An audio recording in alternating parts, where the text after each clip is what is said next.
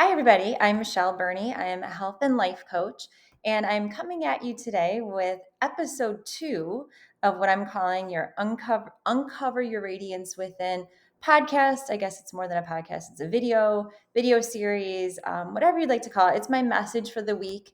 I really, really appreciate the feedback I got last week. Like I said, it took a bit for me to just do it, just kind of holding back like I talked about in the first episode, uncovering all those layers, the doubt, the questioning that was holding me back, and put it out there. And I really appreciate the feedback I got.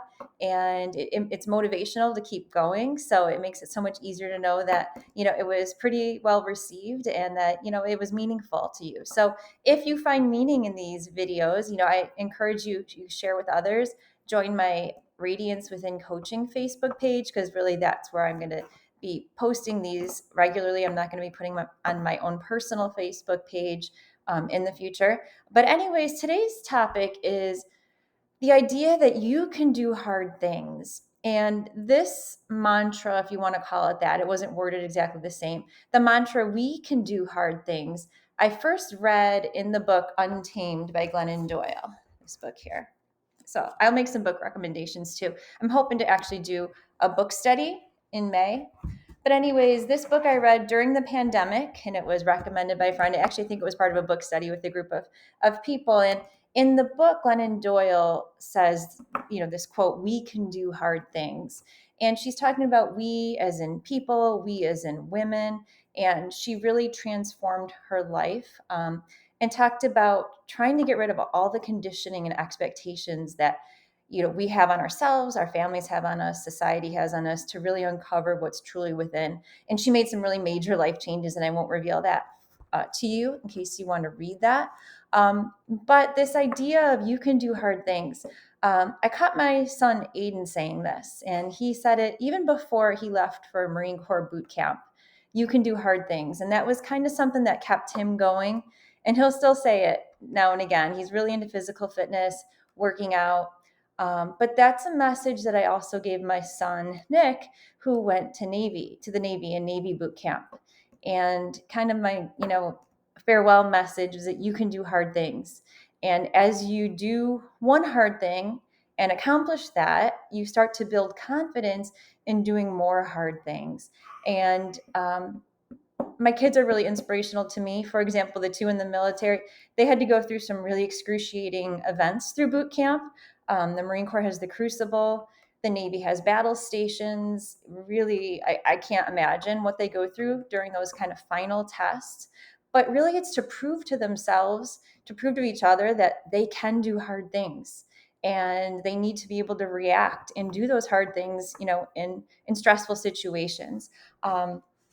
It was actually while Aiden was at Marine Corps boot camp, he was the first to leave, that, I thought to myself, I'd been working out, I did Beachbody, and I thought of what he was going through, like physically going through.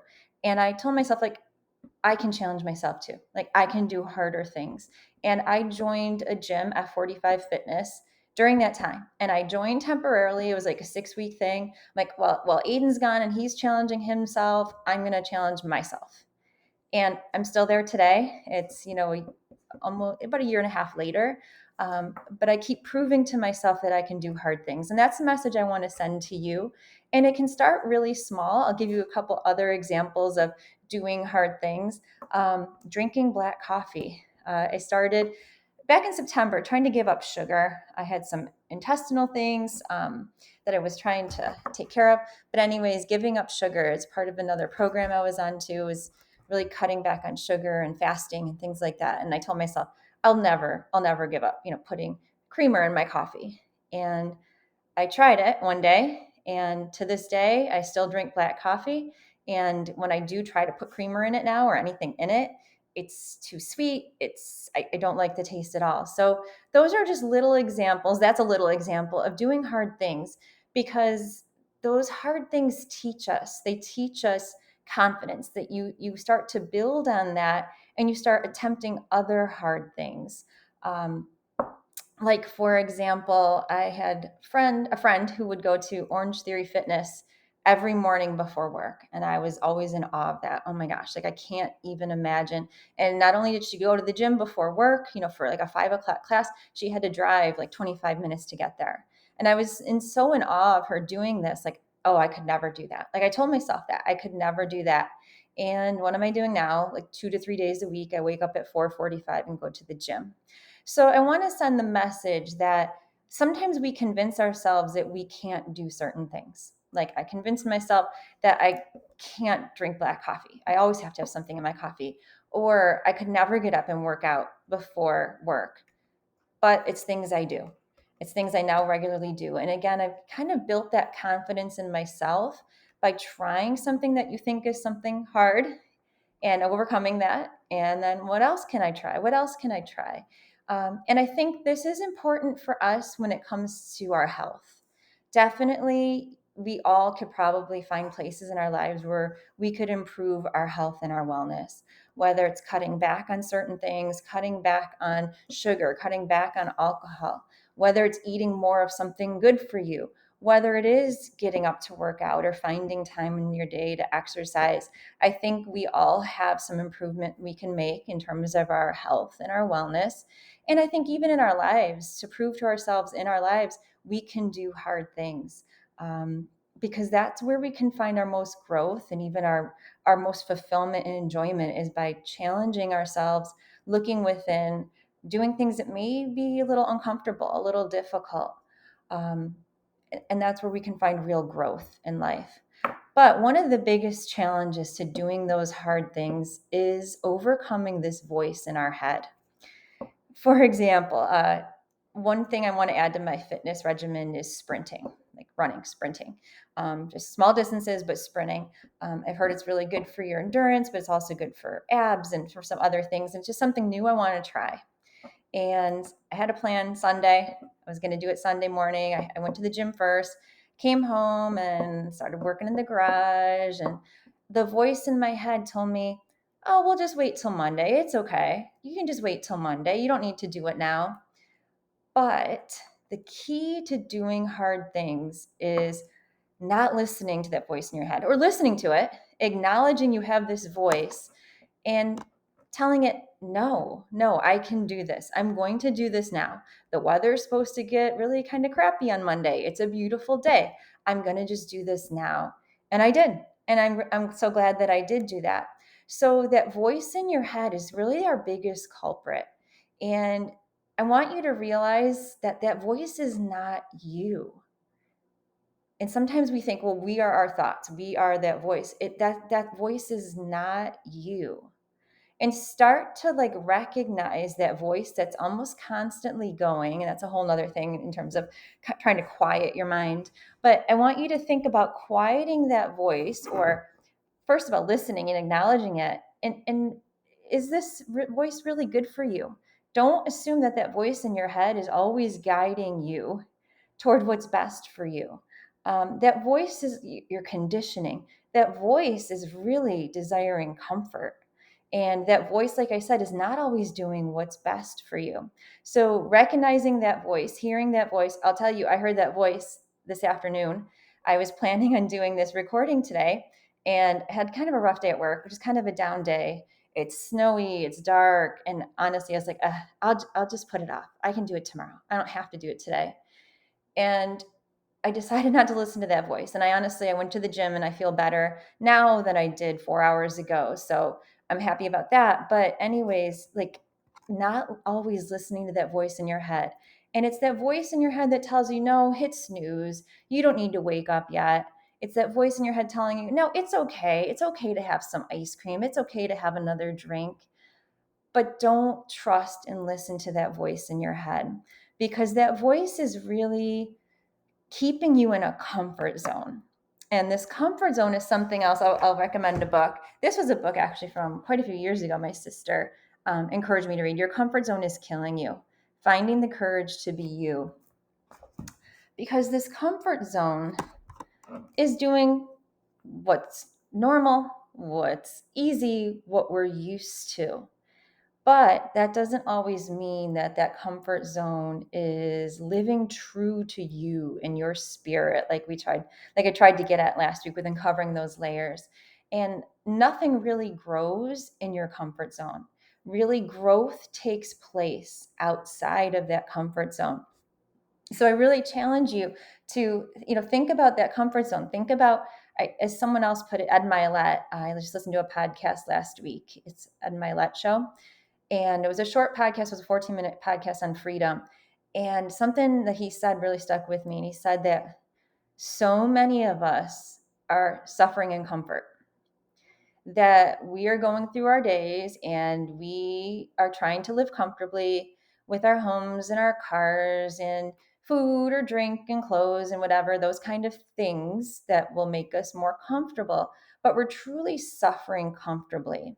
And he mentioned that we're suffering because we're not living our true life. We're not letting our true spirit out. We're not feeling that radiance within, that we're going through the motions, and we think that being comfortable is going to fulfill us.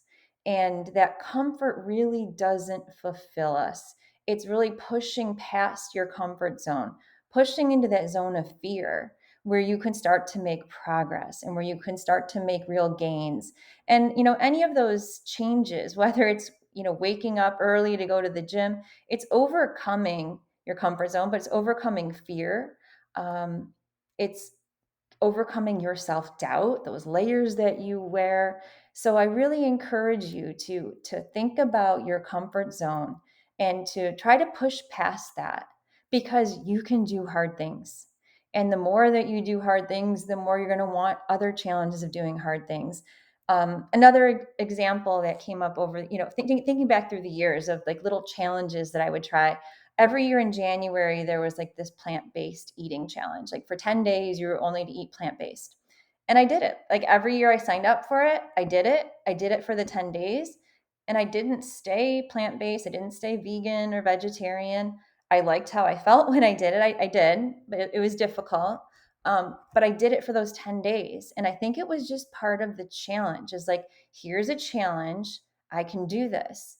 And the more you do that to yourself, like, let me try this. Oh, look, I did that. You just build that confidence where you want to try new challenges. I know a lot of you have been through hard things. We probably all have. At this point in our lives, we've lost people. We've seen people suffer. We've seen people sick, ill. Um, and you've gotten through that. Like, just if you want a testament to doing hard things, you can probably all think of situations that have been really hard, really difficult in life that you've got through. You're here today. So I want to encourage you to kind of not just look down on those hard things that you've been through and endured. Um, but when we talk about those hard situations in life, instead of the mindset of, why did this happen to me? Why did this happen for me? And I think that can really be inspirational. It can take really tragic events, really, times of pain, and turn it into growth. For example, my mom passed away of Alzheimer's, and she suffered for not too long. She was pretty young, if you ask me. But instead of asking, why did this happen to me? I lost my mom, so young, and my kids are without their grandmother and things like that. I flipped that pretty immediately, I'll say, to, why did this happen for me? And when you can take something out of tragedy, out of these hard situations that we've all gone through with loved ones, with ourselves, sickness, like I said, deaths. If you can take those hard situations and find some inspiration from that, you can really grow, and it can really help you almost heal from those situations. So, for example, why did my mom's death happen for me, or how does this happen for me?